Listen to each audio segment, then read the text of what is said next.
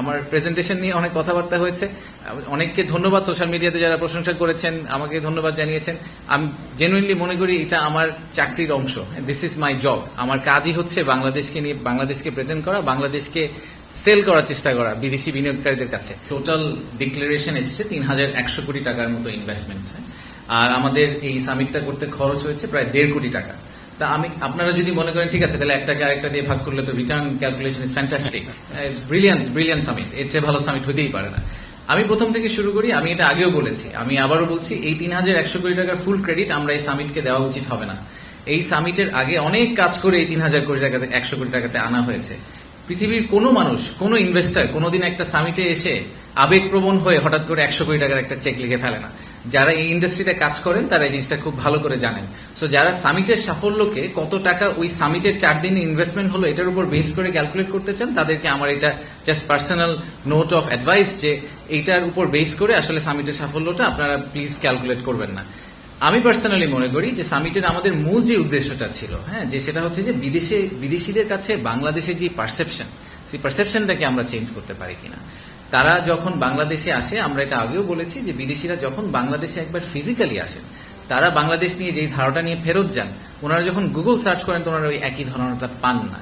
ওনারা যে ধারণাটা নিয়ে এখন ফেরত যাবেন, ওনারা ফেরত যাওয়ার পরে যখন ওনারা ওনাদের বন্ধু বান্ধব, ওনাদের কলিগদেরকে বলবেন যে না আমি বাংলাদেশে 4 দিন ঘুরে আসলাম, আমি দেখলাম যে আসলে বাংলাদেশ নিয়ে আমরা গুগল সার্চ করে যা দেখছি সেটা আসলে ট্রু না।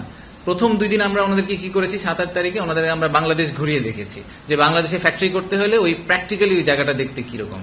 9 তারিখ সকালে আমরা ওনাদেরকে আমাদের ভিশনটা দেওয়ার চেষ্টা করেছি, আমরা কোথায় আছি, কোথায় যাওয়ার চেষ্টা করছি। আর 9 তারিখ বিকাল এবং 10 তারিখে আমরা সারাদিন ওনাদেরকে বিজনেস টু বিজনেস বিভিন্ন ধরনের মিটিং করার সুযোগ দিয়েছি, বিভিন্ন প্রশ্ন করার সুযোগ দিয়েছি। সো এই ফুল ওভারঅল 360 ভিউ যেটা আমরা দেওয়ার চেষ্টা করেছি, সেটা থেকে আমাদের এখন পর্যন্ত যে ফিডব্যাক বিদেশিদের কাছ থেকে সেটা হচ্ছে যে ওনারা খুবই খুশি হয়েছেন যে আমরা ওনাদেরকে এরকম একটা অপরচুনিটি দিয়েছি এবং সেখান থেকে ওনারা ডেফিনেটলি অনেক ইনফরমেশন নিয়ে ফেরত গেলেন। ওনারা আমাদের যেটা মেইন উদ্দেশ্য যে বাংলাদেশ যাতে খাবার মেনু থেকে প্রথমেই বাদ পড়ে না যায়, যদি মেনু থেকে আমরা বাদ পড়ে না যাই তাহলে অর্ডার করা তো অনেক পরের কথা। তো most of the cases Bangladesh আসলে মেনু থেকে বাদ পড়ে যায়। তো সেই জায়গাটাকে আমরা আসলে ইমপ্রুভ করার চেষ্টা করেছি সামিটের মাধ্যমে। আর দ্বিতীয়ত হচ্ছে যে আমি আরেকটা কথা ডেফিনেটলি বলতে চাই, সেটা হচ্ছে যে আমার প্রেজেন্টেশন নিয়ে অনেক কথাবার্তা হয়েছে। অনেককে ধন্যবাদ, সোশ্যাল মিডিয়াতে যারা প্রশংসা করেছেন আমাকে ধন্যবাদ জানিয়েছেন। আমি জেনুইনলি মনে করি এটা আমার চাকরির অংশ। This is my job. আমার কাজই হচ্ছে বাংলাদেশকে নিয়ে বাংলাদেশকে প্রেজেন্ট করা, বাংলাদেশকে সেল করার চেষ্টা করা বিদেশি বিনিয়োগকারীদের কাছে। তো সেল করার চেষ্টা করাটার জন্য এটা আলাদা প্রশংসা কিছু নাই। যে বিরাট চেয়ারম্যান হবেন ভবিষ্যতে ওনাদের এক্স্যাক্টলি এই এক্সিকিউশনটাই করতে হবে, এটাই ওনার কাজ। সো এটার জন্য আলাদা করে বলার কিছু নাই। আর এই প্রেজেন্টেশন বানানো বলেন, ফুল প্রোগ্রামটা অর্গানাইজ করার পিছিয়ে অনেক মানুষ একসাথে কাজ করেছেন। সো ক্রেডিটটা আসলে সবার একসাথে প্রাপ্য। তো আমি আবারও একটু সামারাইজ করি যে আমাদের সামিটের সফট যেই উদ্দেশ্যটা ছিল, যেটা কোয়ালিটেটিভ এন্ড যেটা প্রবাবলি দি মোস্ট ইম্পর্টেন্ট উদ্দেশ্য, সেটা হচ্ছে যে তাদের পারসেপশনটা চেঞ্জ করা। আমরা একই সাথে সংস্কারের কাজ করব, একই সাথে আমরা বিনিয়োগ ব্যবস্থার উন্নতি করার চেষ্টা করব, বাট একই সাথে আমাদের একটা পাইপলাইন বিল্ড করতে হবে। কারণ এই ইনভেস্টার 12 মাস পরে যদি বাংলাদেশে ইনভেস্ট করার ডিসিশনটা নিবেন, ততদিনে হয়তো আমরা ইনভেস্টমেন্টের সিচুয়েশনটা ইমপ্রুভ করে ফেলতে পারবো আগামী 12 মাসে। কিন্তু আমরা যদি এখন বলি যে ভাই না, আমার তো ইনভেস্টমেন্টের অবস্থা ভালো না, আপনি 12 মাস পরে আমার সাথে কথা বলেন, আমি এখন আপনার সাথে কথা বলতে চাই না, একটু ওয়েট করেন।